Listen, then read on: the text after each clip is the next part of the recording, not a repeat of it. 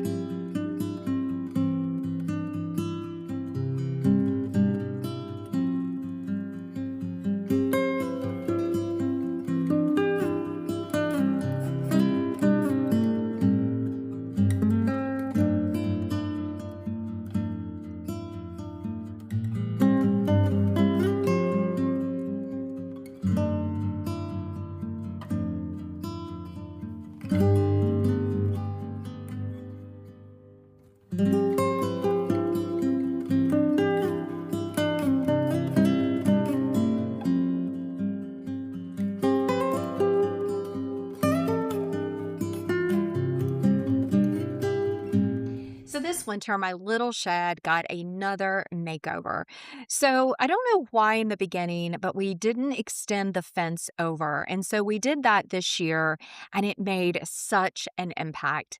Now, I also decided to paint the inside. This was in late winter when it was warm enough to paint. And I did it because I took the little curiosity cabinet down and wanted more workspace. And I had this extra paint. This is a paint color called salamander. Now, when it first goes on, it is a little scary. You think it's going to be this glossy turquoise color, but you'll see it turns into a deep, lush green. And I think it was perfect. It blends so nicely with the actual shade garden, with the colors in the shed. And I have just thoroughly loved it.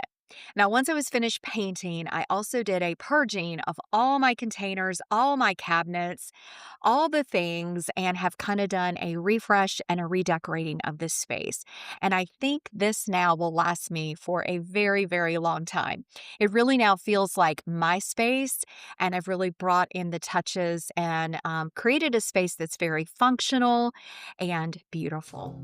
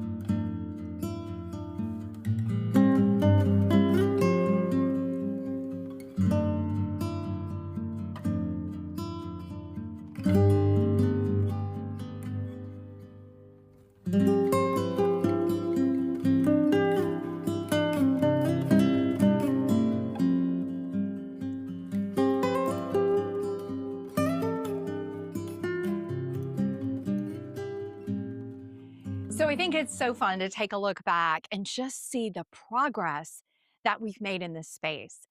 So, this little garden space, besides putting in the gravel, I did have someone help me with that.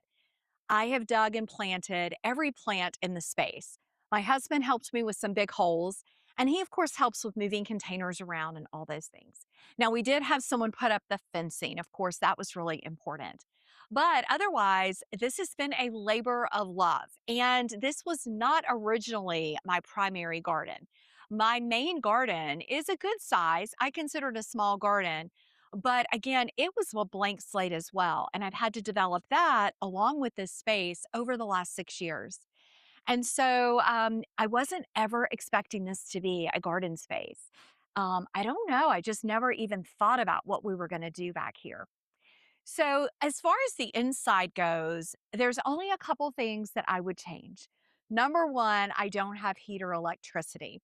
So, hindsight, if I had slowed down when we moved into this property, I would have spent the money to run electrical and water back here to the back of the property. We were in such a hurry to get a driveway in, to get the garden started for spring. We didn't want to live with mud for an entire year. Literally, there was nothing here but dirt. And we just did not think about running it all the way back. So that was a big mistake. We could still do it, but we've had some estimates, and to trench and run the line, it's very, very expensive and it's not a necessity. I don't use this as a greenhouse. I don't have to work out here. So for now, it's not a necessity. I've considered getting a propane heater. I've considered some other options, and we may try those at some point. I also have thought about a little wood stove. So we'll see. Maybe this will be the winter that I do something. So that is number one, heat and electricity. Now, number two would be if you remember from the beginning of the video, I was never planning to use this as my little studio. So when we purchased, we did get the vaulted ceiling, which I'm so glad we did. If you can get extra height in a greenhouse or a shed, I think it is exactly what you need. It just really brings the space to life. Now, as far as the other change I would make, we did add windows when we converted it to my shed. So we've got 3 windows over here, which is perfect. However, I wish I had just taken these windows and moved them over and then put a big sliding door here. It would be so nice to have more light, to have the spring air, and to be able to walk out into the garden. Now, I've thought about adding a little door, which I could do, and I could move some plants and make a pathway. And that's not too expensive. And maybe I'll do that at some point. We've actually got some old doors in our basement, and maybe I could do that, or come up with some option, even add a door over in this corner that goes out. I just think it would be very nice, and it would allow me to access the garden in this direction. So the lesson is electricity and water. And second, think about how you'll access the space around the garden or around the property. Even if you're not going to develop the space, just think if you need extra, front and back entrance or adding side doors. We could have easily added a door on the side when we purchased the structure. And I really can't complain about anything else on the inside. It's really a magical space. This table was built out of old wood on our property, and the back is old doors from our property. So we were able to utilize those, and it just using things you have just really made it nice and gave it kind of a rustic feel. All right, let's go take a look around at the way we frame this space on our property. And hopefully you can just get an idea of overall how I've made this little shed come to life.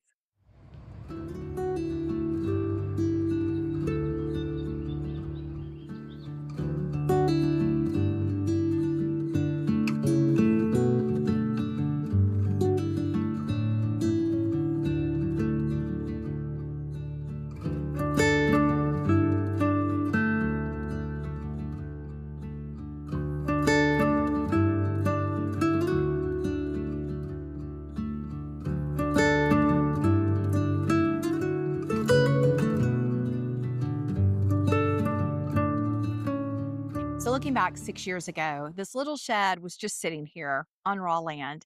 and it didn't have a purpose. It didn't have a garden. It didn't really fit. And over time, over 6 years, my goal has been to make it part of the garden. So I wanted it to be a space that really welcomes you into the shade garden. It's functional, of course, but also really belongs in the garden. It doesn't just stand out or stick out. We've built the gardens around it so that it fits in. It looks natural, it's charming, it's beautiful, and it's functional. Thank you so much for watching today. I hope you've gotten some ideas, some inspiration. If you're ever dreaming of a little cottage shed, a flower studio, a place to just putter and plant and think about gardening and make flower arrangements, if you love doing those things like I do. So, thank you so much again. If you have other questions that I didn't answer, feel free to put it in the comments. I'll be glad to answer and give you my experience. Thanks so much. I'll see you in the next video. We'll be back out in the garden.